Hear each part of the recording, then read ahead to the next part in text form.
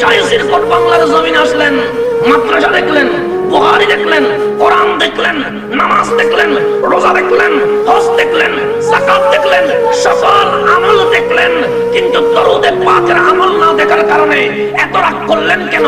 এত গুসা হলেন কেন? মুখ মলিন করার কি আছে? আওলাদের রাসূল দেখতে পেলেন সবার কাছে সবগুলো আছে, কবরের পরীক্ষায় পাস হওয়ার জ্ঞান নাই, এলাম নাই, নলেজ নাই। সুতরাং শাইখের কোট বলেন সবগুলোকে বাদ দিয়ে আমি জামিয়া দিলাম, এটা দরুদ শরীফের সানাবের করবে। কেন? ওই দরুদ শরীফ কার কবরে নবীকে চিনিয়ে দিবে। গাউসে জামান সৈয়দি সনদি মুর্শিদি আল্লামা তাইয়্যিব শাহ রাহমাতুল্লাহি আলাইহি দেখলেন খাজায়ে আজমির খাজা হয়েছেন গাউসে পাকের কারণে, আলা হযরত হয়েছেন গাউসে পাকের কদমের কারণে। বাংলার জমিনে বসে সকল মুরিদানকে গাউসিয়া কমিটি দিয়ে বগিটা বাগদাদের সাথে লাগিয়ে দিয়েছে।